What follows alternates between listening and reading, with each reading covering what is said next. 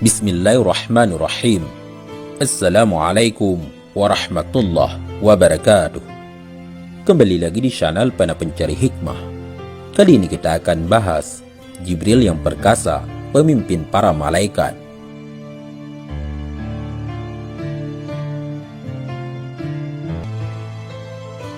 Sering kita memandangi langit yang indah dengan semburat sinar matahari di pagi hari.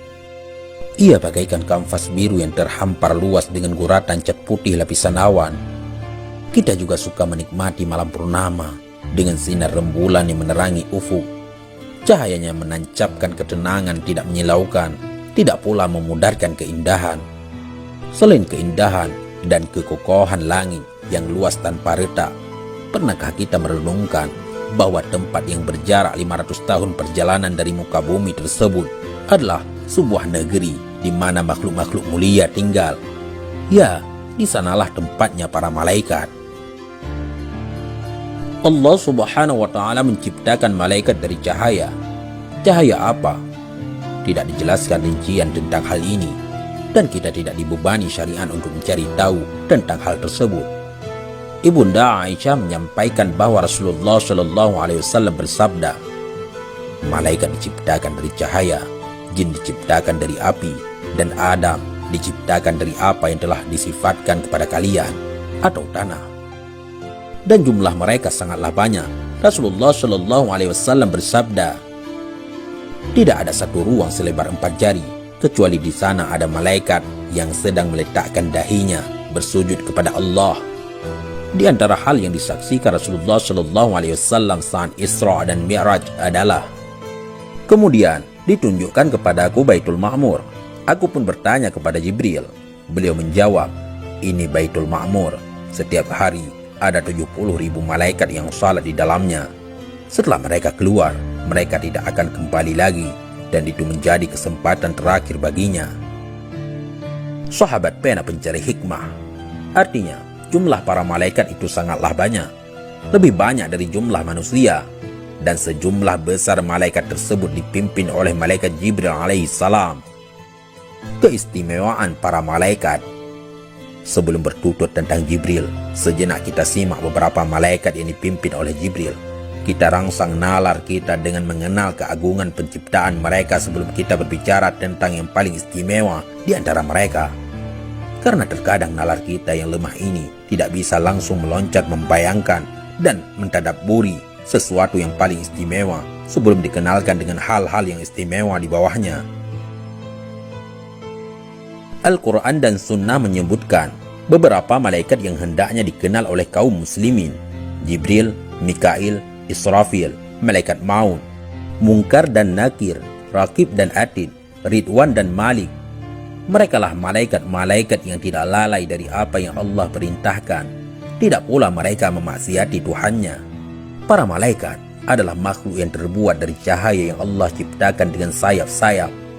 Allah Subhanahu wa Ta'ala berfirman, segala puji bagi Allah pencipta langit dan bumi yang menjadikan malaikat sebagai utusan-utusan yang mempunyai sayap masing-masing 2, 3, dan 4. Allah menambahkan pada ciptaannya apa yang dikehendakinya. Sesungguhnya Allah Maha Kuasa atas segala sesuatu. Di antara malaikat yang dipimpin oleh Jibril adalah malaikat pemikul Arasy, pemikul ciptaan Allah Subhanahu wa Ta'ala yang terbesar. Rasulullah Shallallahu Alaihi Wasallam bersabda, aku diizinkan untuk menceritakan tentang salah satu malaikat Allah pemikul Arasy, yaitu antara daging telinga dengan pundaknya sejauh 700 tahun perjalanan. Sahabat Pena Pencari Hikmah, salah satu dari pemikul Arasy itu adalah Israfil, sang peniup sangkakala. Tahukah Anda besarnya sangkakala tersebut? Diameternya adalah antara langit dan bumi.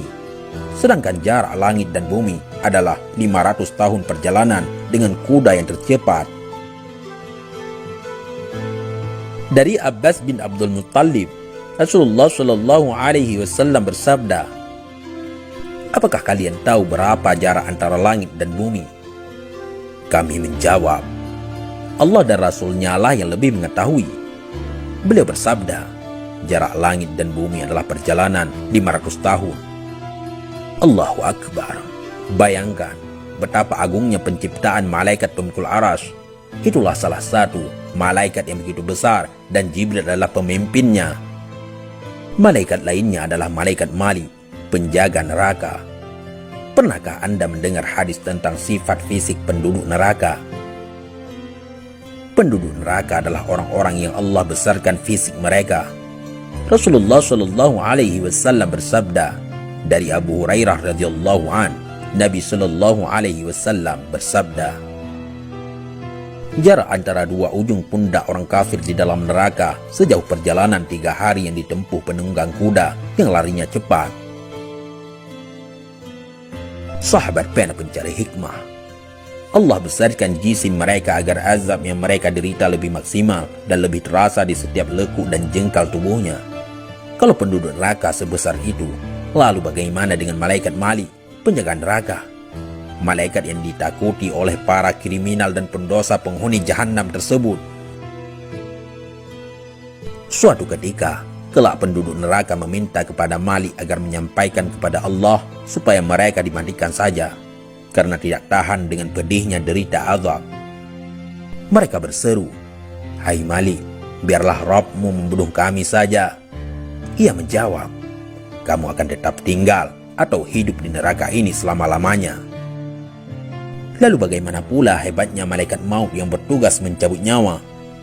Malaikat yang tunggal ini mampu mencabut nyawa manusia di segala penjuru dunia, di ujung timur dan barat, dalam waktu serentak, dalam detik yang sama, dan ia sama sekali tidak pernah lalai dalam melakukannya. Ia tidak pernah terlambat mengeksekusi manusia, tidak juga terlalu cepat. Semua ia lakukan dengan prosesi dan akurasi waktu yang luar biasa tepatnya. Ya ilahi Rabbi, rasa-rasanya imajinasi kami terlalu uzur untuk membayangkan agungnya penciptaan para malaikatmu. Pemuja akal dan logika pun begitu lemah berhadapan dengan nas-nas ini, sehingga menolaknya mereka menjadikan solusi untuk menutupi kelemahan tersebut.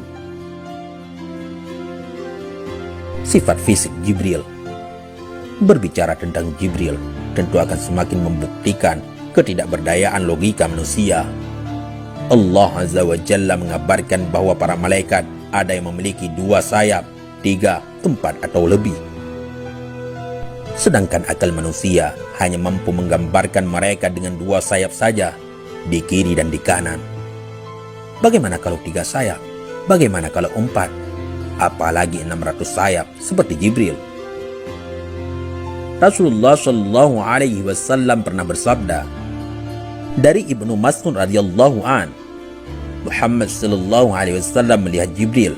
Ia memiliki 600 sayap yang menutupi langit. Ibunda Aisyah radhiyallahu anha pernah bertanya kepada kekasihnya Rasulullah Shallallahu Alaihi Wasallam tentang 2 ayat di dalam Al-Quran, yakni ayat dalam surat "Walaqad ra'ahu bi ufuqil mubin", dan sesungguhnya Muhammad itu melihat Jibril di ufuk yang terang, dan surat "Walaqad ra'ahu nazlatan ukhra inda sidratil muntaha indaha jannatul ma'wa", dan sesungguhnya Muhammad telah melihat Jibril itu dalam rupanya yang asli pada waktu yang lain, yaitu di Sidratil Muntaha. Di dekatnya ada surga tempat tinggal. Rasulullah Shallallahu Alaihi Wasallam pernah menjawab, "Itulah Jibril yang tidak pernah kulihat. Ia dalam wujud aslinya, kecuali pada 2 kesempatan itu saja. Aku melihatnya turun dari langit, di mana tubuhnya yang besar memenuhi ruang antara langit dan bumi." Rasulullah Shallallahu Alaihi Wasallam melihat Jibril dengan bentuk aslinya. Ia memiliki 600 sayap. Setiap satu sayap dapat menutupi ufuk. Dari sayapnya berjatuhan mutiara dan yakut dengan beragam warna. Penghulu malaikat dan penyampai wahyu. Maha suci Allah yang telah menjadikan pertemuan antara malaikat terbaik dan manusia terbaik sebagai pembawa syariatnya. Adakah kepalsuan yang datang dari Dia yang maha benar, kemudian disampaikan kepada malaikatnya yang Al-Amin untuk diwahyukan kepada Al-Amin dari anak Adam? Allah Ta'ala mensifati malaikat Jibril dengan firman-Nya, "Sesungguhnya Al-Quran itu benar-benar firman utusan yang mulia, yang mempunyai kekuatan yang mempunyai kedudukan tinggi di sisi Allah, yang mempunyai aras, yang ditaati di sana, lagi dipercaya.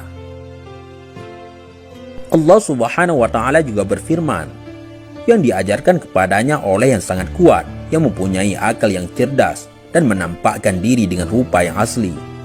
Itulah kemuliaan Al-Quran.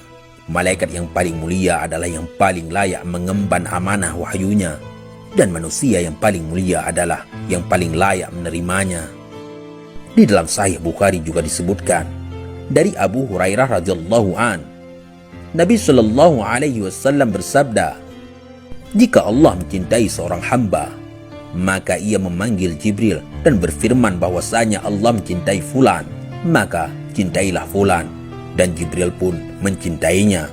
Kemudian Jibril pun mengumumkan kepada penghuni langit bahwasanya Allah mencintai fulan, maka cintailah ia, dan para penghuni langit pun mencintai fulan. Kemudian dikabulkanlah permohonannya di dunia. Ketika Jibril menyuruh pada para malaikat untuk mencintai seorang hamba, maka seluruh malaikat penghuni langit akan tunduk padanya.